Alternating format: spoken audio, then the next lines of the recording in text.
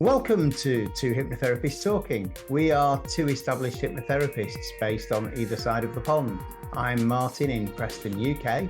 And I'm Denise in Delaware, USA. Whether you're curious, an avid fan, or a fellow practitioner, I'm sure you'll find something of interest in our weekly conversations with each other and our various guests.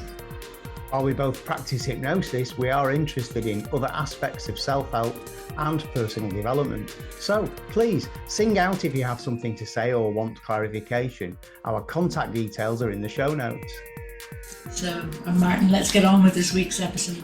Okay, here we are, episode 2, series 7, and we've got a guest with us, Les Roberts. Denise, welcome our guest to the show.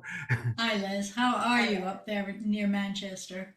That's about the only thing I remember about you. So why don't you give a little tiny bio to the people who may not have met you on the other formats? Yeah, so I'm between Manchester and Liverpool. Manchester born and bred, I'm a Manchester girl, but I've lived in St Helens for about 35 years now, something like that. So for those people who've never heard of me before, I'm a clinical hypnotherapist, but I'm also an NLP practitioner, an eye movement therapist, a EFT practitioner, and a child's counsellor. Although I don't really use my counselling skills anymore. I specialise in working with children, even though I still see adults. And when I say I still see adults, I support the parents of the children that I see, as well as a few adults who insist on seeing me. So you've really made your own specialty. Yes. Yeah. Your own niche, and you're being way too modest there, Les, as well, because I also know that you are currently teaching a cohort of people to be hypnotherapists. I am. I had 3 students and they qualified beginning of October. So my next intake is for January 2025 with a view to those students qualifying in October 2025. Fantastic. So it's a 10-month course. It is, yeah. Yeah, okay, brilliant. And it's accredited, isn't it? It is GHR, General Hypnotherapy Register. Which, if you're viewing or listening to this in America, is a registry of note in the UK for professional hypnotherapists. It is. It's a very good institution to be connected to as well. Mm-hmm. Yeah. How have you found it being a hypnotherapy trainer rather than delivering hypnotherapy? I just think it's absolutely fantastic. It's so empowering, and all of the skills, if you remember when you're training, all of the skills that you tend to forget, they fall at the wayside because you usually use the same sort of approaches, don't you, the same methodologies, and you tend to attract certain problems, which definitely you use everything across the board. So it's really encouraged me to think out of the box more and think, okay, I've got these skills, but I've also got more skills. So when my course started off, when I first wrote the prospectus, it's now probably twice the size. But that goes for my other course that I run, working with children. It started off just a few subjects, and now that's increasing all the time. They just start to morph into better courses, don't they, the more you do them. But I just find it so empowering. Brilliant. So if somebody were to train with you to be a clinical hypnotherapist, okay, what additional things will they learn? Have you thrown some NLP techniques in there? Oh, yes, definitely. Because how did I guess that? I was NLP trained first, so NLP comes first. And it's all about having that language and that ability to change that language, because if you haven't got that ability to change that thought process, that inner language, then you're going to have to work doubly hard at your hypnotherapy. So, Oh, NLP through and through. I think if you cut me in half, I'd add NLP. Brighton Rock, huh? Yeah. Yeah. So, my dear, what aspect of your work do you think has changed most since we last spoke to you, which is a good while back now? It has. What's it, about 2 years ago? Yeah. What's changed? My CIC company, my community interest company, it's more and more recognised within my community. So much so, I think in the last 2 years especially, my name has become quite well known within certain circles, especially with social services, so that if there's any looked after children or any children under social services who needs that extra little bit of help, then they will ask me to see the children. So I've seen quite a few looked after children, and also with the holidays activity and food classes that I run for the council, there's a lot of looked after children come through.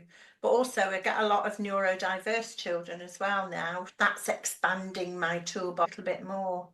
Good. Okay, so let's just let me just pick you up there on children who are neurodiverse. Okay, how are you finding any therapeutic techniques with them? Are you finding any are particularly more helpful than others?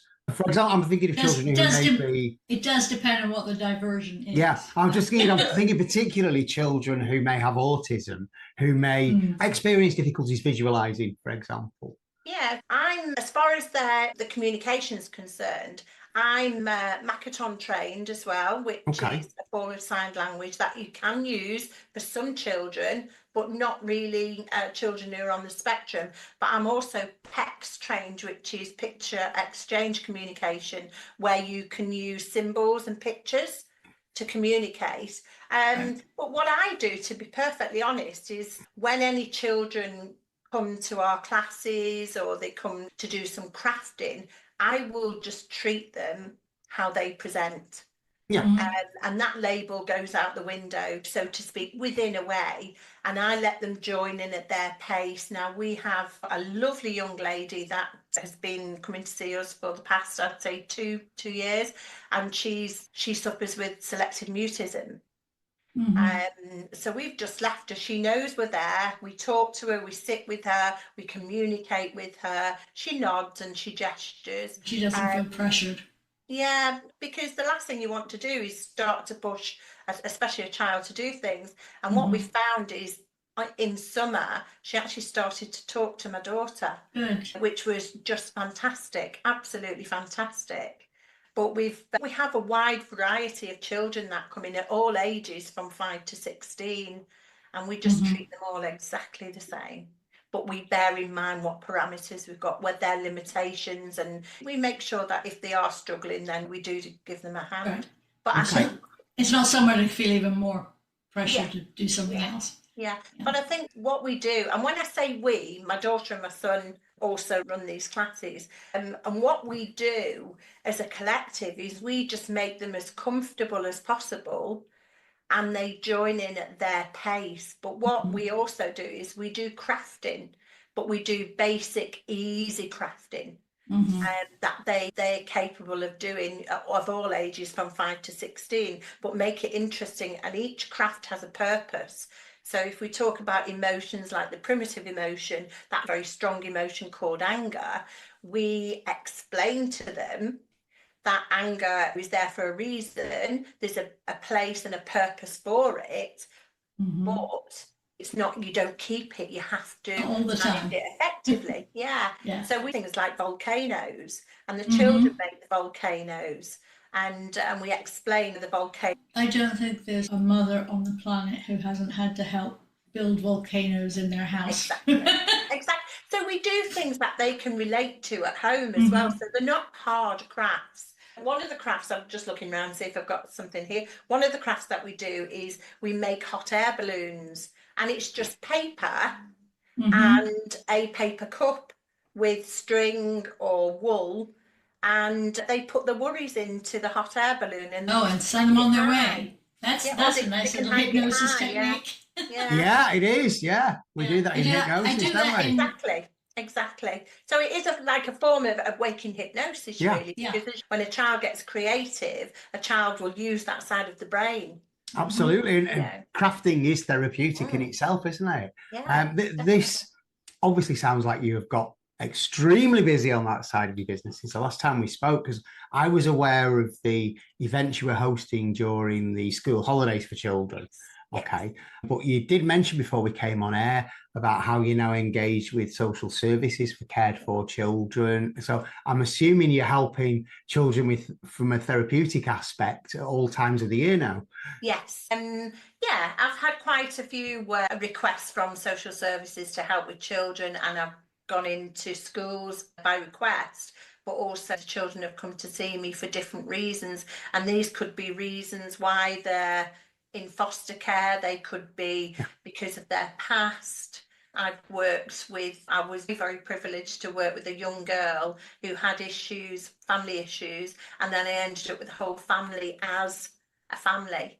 And we did some family group therapy, and that went really well. And I was so happy that I was able to help them.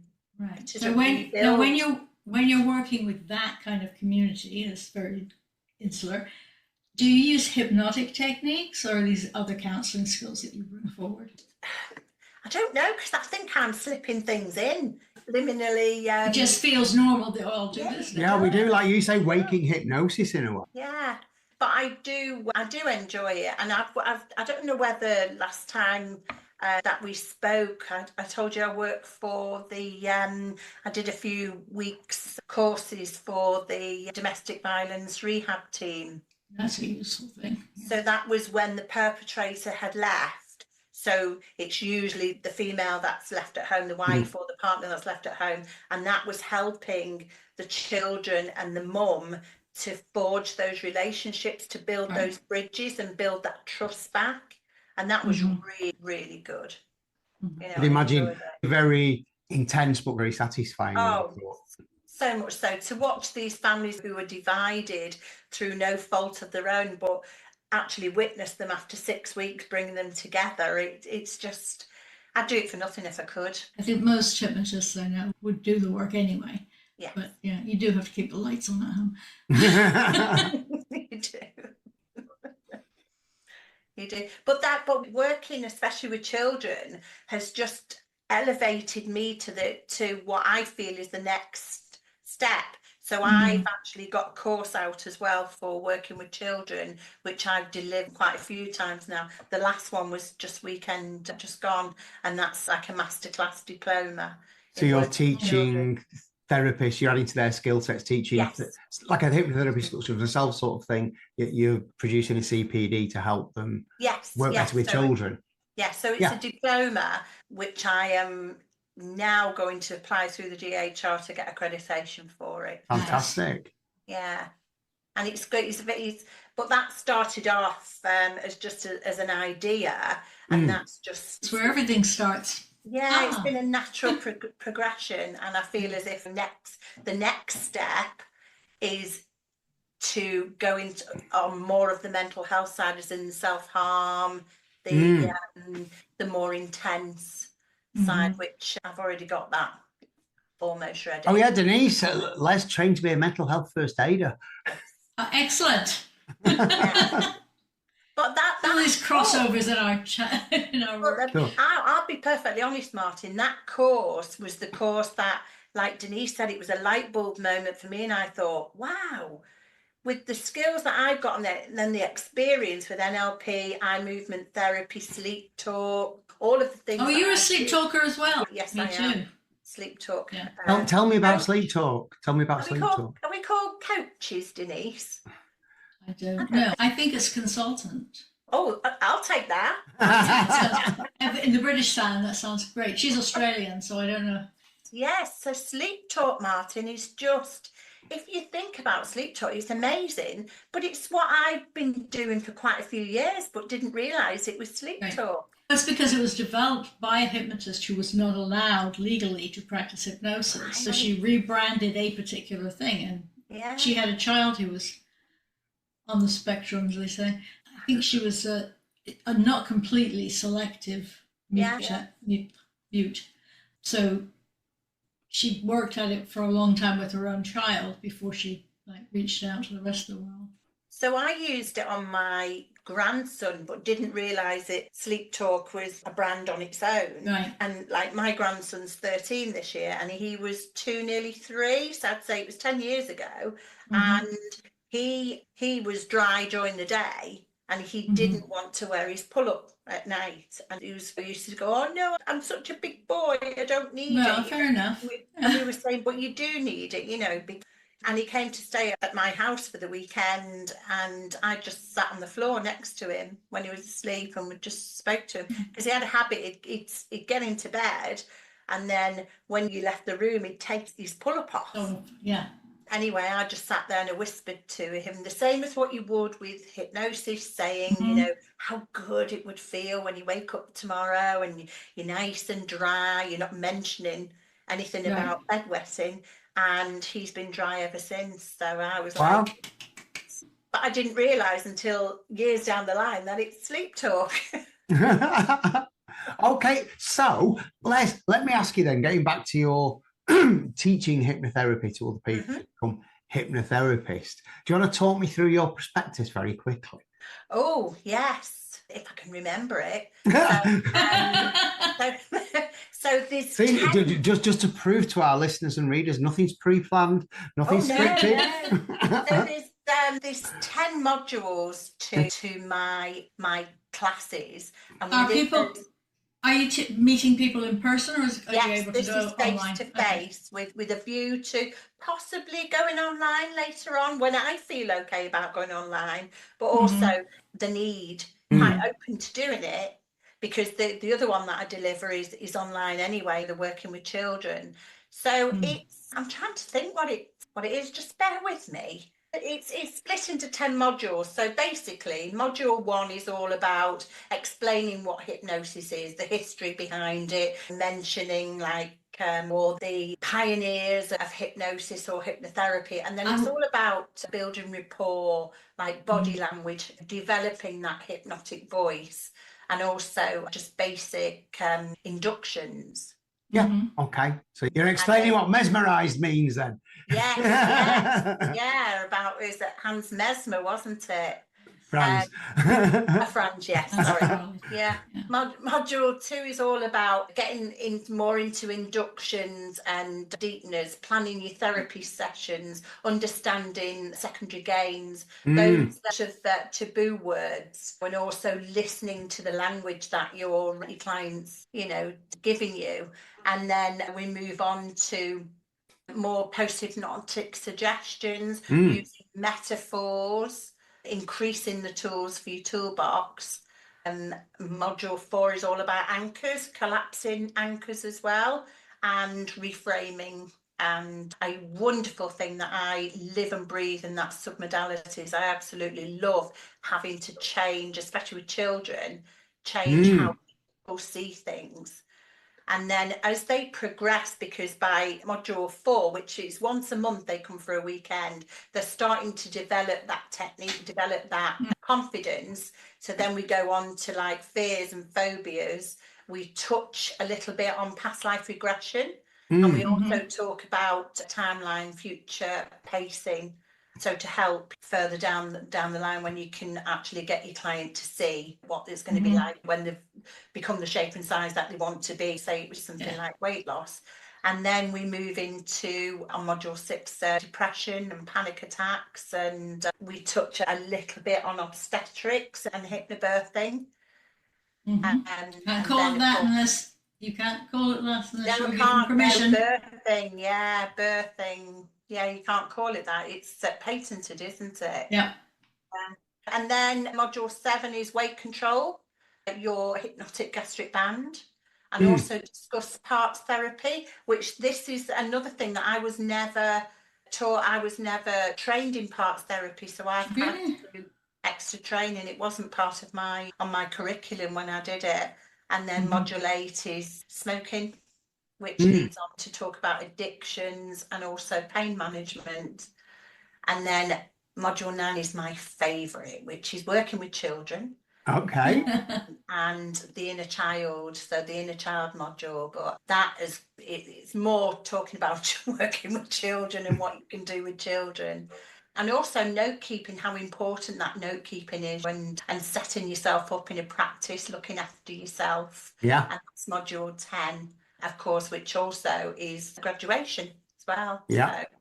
So, okay. And really important that, as you say, that self-care for therapists. Oh, definitely. Every therapist I know, and we all do know each other in this profession, don't we? It's a very connected profession. Everybody neglects the self-care. They all preach it, but they all neglect it. Yeah. Myself included. Guilty. Yeah. myself included. In fact, we did an entire episode last series where I was talking about when I had to have a word with myself. That might be a good course to run. Self-care for the small business person, because that's the side of us that's doing it. It's not hypnotists that don't want to take time for themselves. It's just this other, since we're helping profession, the business side just feels weird to most of us when we start. It does, but also it's right though, isn't it? Because if we don't look after ourselves, we can't give our clients our best, can we? Of course not. Because we haven't got, our heads become quite fuzzy and we're not concentrating. And if we make mistakes, we can't afford to make those mistakes. Absolutely not. No, it's as we say, we need to leave that spare mental capacity. And you've just done the MHFA course. They talk about the oxygen mask scenario. Put your own on before you put anybody else's on. You've got to help yourself first. Les, before we start to get towards the end and wrap things up, I just want to actually talk about a little subject that you've mentioned there in your prospectus. Denise, see what you think of this as well. You mentioned secondary gains. Yes. Okay. So that's something we've never particularly spoken about on this show, Denise. So I thought it might be good, as Les has mentioned it, let's talk about secondary gains. I'm just thinking about that short-term instant gratification versus long-term benefit sort of thing, because that's one of the first things children learn. Children, isn't it? Whether to have that piece of chocolate now or to wait and get a proper treat later on. It's very hard. It is, but it's not just about that. It's about those learned behaviours where they believe that something is the right thing to do. I'm very passionate about what I do, and I wanted to run a course for between 15 and 17-year-olds, because where I live, it's an old... Sorry? A-levels.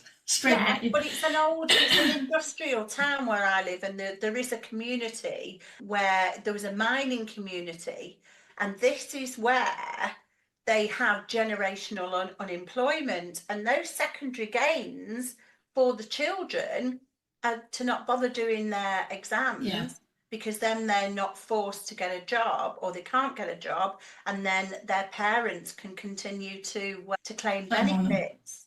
And that is so scary. So these children are hitting these certain ages at school. They're asked about career development. They're asked about, do they want to go to college? Do they want to go to uni? Whatever they want to do. And these kids are just turning around. It would be really hard for those kids to visualize themselves at university. Yeah, because they've been given nothing to aspire to. Whereas, well, not only that, but university is optional. School isn't optional. But you go back 50 years in those communities, and I'm very familiar with where Les lives. Not only did he have a thriving coal mining community, he had a thriving glassworks industry as well. And so you could leave school at 16 with no qualifications and get a job that you could support a family with. You could get a decent job. Whereas now you leave school at 16 with no qualifications. You may just get a job, minimum wage, stacking shelves in a supermarket. And that's if they're lucky as well, because now they're asking for the basic qualifications of English and maths and what really, so that you can add up and you can read really. But my husband was the same. My husband's from St Helens, and when he finished school, he did his apprenticeship somewhere else, and then his uncle, who worked for Pilkington's, which was Pilkington Glass, he got my husband a job there, and my husband worked there for 36 years. Wow. He did progress through it, but he worked there for 36 years. Wow. Back in the day, we don't have those kind of jobs anymore. Back in the day. Les, can you believe it? We're at the end of the episode, but I'm going to say now we need to get you back on the next series. Definitely, because I want to talk, and I know Denise would love to too, about how you can inspire and motivate young people. I think that's what we should concentrate on next time. Yes. By that time, I'll have done this video for the school. I'll be able to... And we can put that link in too. Fabulous. Les, thank you for coming on. We'll see you soon. Good to see you again. Will, take care. Lovely to see you both. Bye. Bye.